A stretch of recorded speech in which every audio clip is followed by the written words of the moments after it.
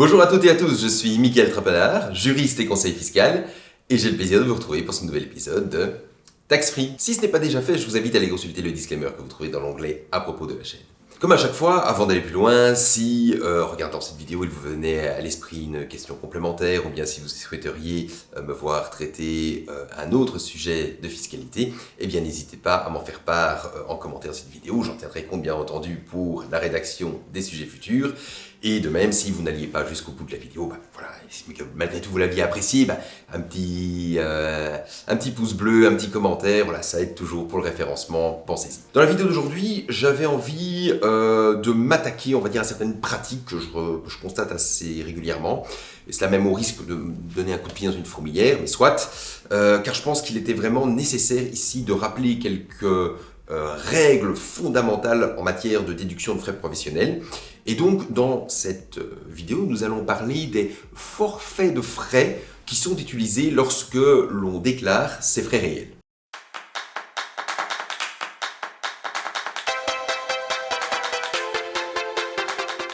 Une pratique que j'entends très souvent, généralement lorsqu'on arrive au moment de faire donc, le résultat annuel d'une personne, d'un indépendant, c'est que, voilà, on a additionné donc tout le chiffre d'affaires, on a déduit tous les frais professionnels qu'on a pu trouver, et puis on se rend compte que malheureusement, il y a quand même un impôt assez significatif à payer, et c'est un peu dérangeant. Et ce que j'entends parfois comme pratique, c'est que certains disent pas de souci, voilà, je vois que tel type de frais, vous ne les avez pas mis dans... tu ne l'as pas mis dans ta déclaration fiscale, voilà, on peut estimer assez logiquement que tu as dû au moins débourser autant pour ce frais, bang, on va le rajouter comme ça de manière totalement arbitraire, et pas de souci, si jamais il y a une question d'administration fiscale, on justifiera en disant, voilà, c'est un montant qui se justifie du fait de l'activité professionnelle et il ne devrait pas y avoir de problème. Et donc c'est sur cette pratique spécifique que je tiens à revenir dans cette vidéo.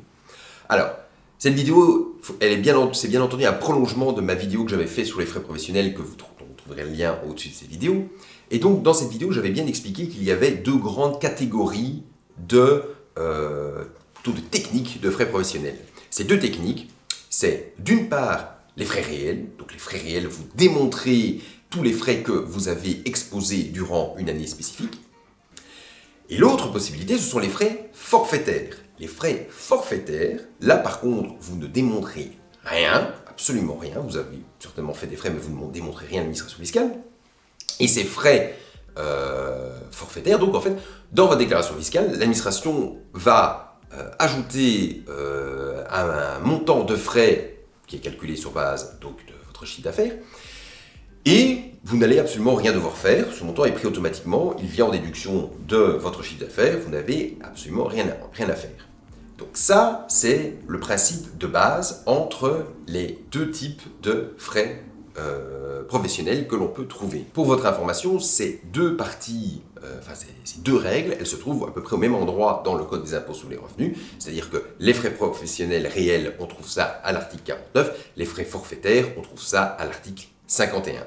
Autre information très importante, il faut savoir qu'en termes de fiscalité directe, donc en tout cas pour ce qui est des impôts sur les revenus, la règle de base, c'est que vous rentrez votre déclaration fiscale et ensuite, donc tous les montants qui sont dedans sont présumés être corrects jusqu'à ce que l'administration fiscale prouve que c'est faux. Donc c'est à l'administration fiscale de prouver que ce que vous avez mis dans votre déclaration fiscale est faux. Pour ce qui est des frais professionnels, c'est tout le contraire.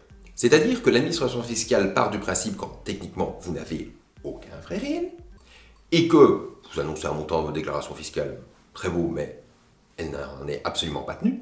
Et ensuite, c'est à vous potentiellement de pouvoir démontrer tous vos frais réels. C'est-à-dire que, c'est d'ailleurs ce qui arrive généralement dans le cadre des contrôles, l'administration fiscale vient vérifier que tous ces frais réels existent. Et donc, la charge de la preuve, elle est dans votre chef. Revenons maintenant à cet article 49, qui est véritablement, il contient à lui seul toutes les règles d'ordre général pour la déduction des frais professionnels.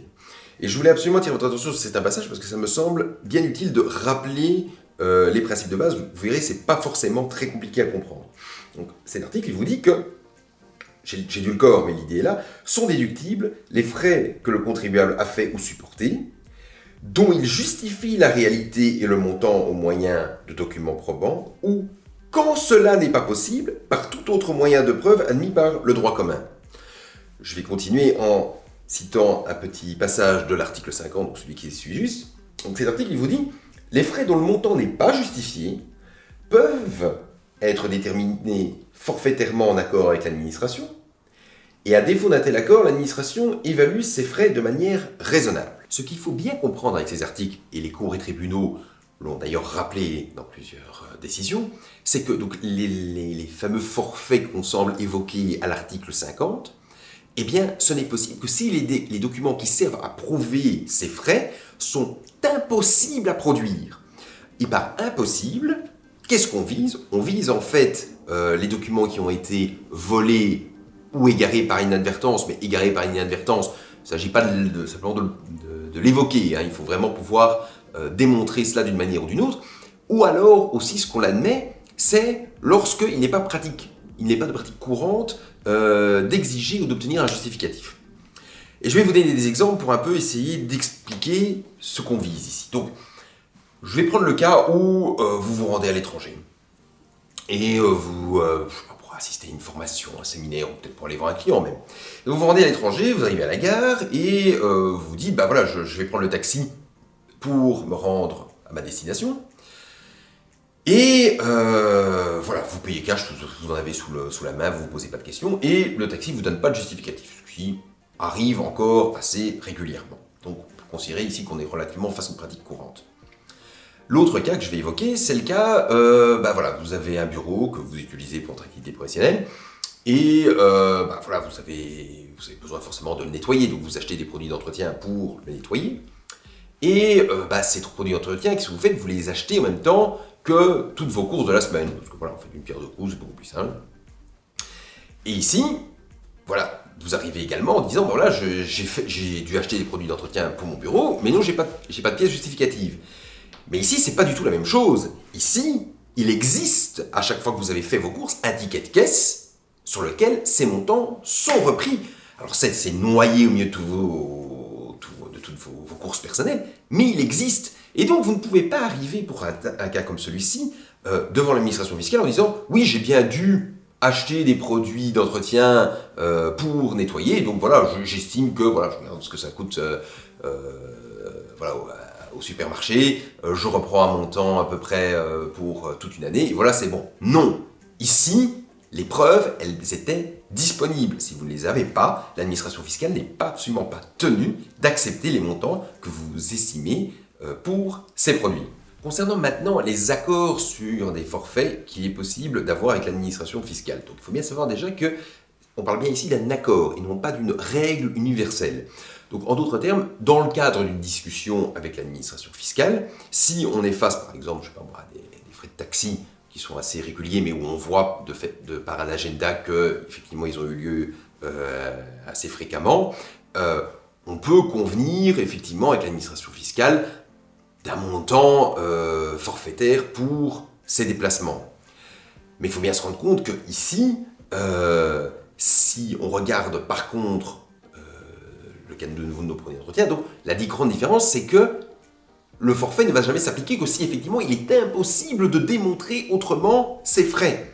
Les produits d'entretien, j'en reviens, il y avait des tickets de caisse, donc on ne peut pas utiliser ces méthodes. Il ne suffit pas d'arriver devant l'administration fiscale en disant « Voilà, j'ai sans doute dû exposer ces frais, merci de m'accorder un montant forfaitaire. » L'administration fiscale est en train de dire « Non, vous n'avez pas un début de preuve, je refuse. » Mon conseil donc, pour finir cette vidéo, si vous en arrivez effectivement à placer dans la liste de vos frais professionnels des montants arbitraires, eh bien, je vous conseille au minimum d'être sûr de pouvoir prouver au minimum ce montant. C'est-à-dire que si par exemple vous rajoutez, je sais pas moi, un montant de frais bancaires de 20 € par exemple, ben, assurez-vous que, en regardant vos extraits de compte, vous avez normalement la possibilité de démontrer au moins ce montant. Vous serez capable de produire les pièces nécessaires et ne prenez jamais, surtout, des frais ou des forfaits de frais dans le cas qui nous occupe, que vous êtes certain que vous ne pourrez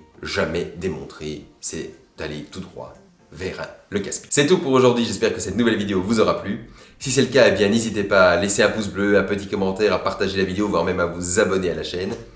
Si vous avez des questions plus spécifiques sur la matière que nous avons vue aujourd'hui, eh bien, je vous invite à prendre contact avec un professionnel du chiffre qui pourra vous en dire plus. Et moi, je vous dis à bientôt pour un nouvel épisode de Tax Free.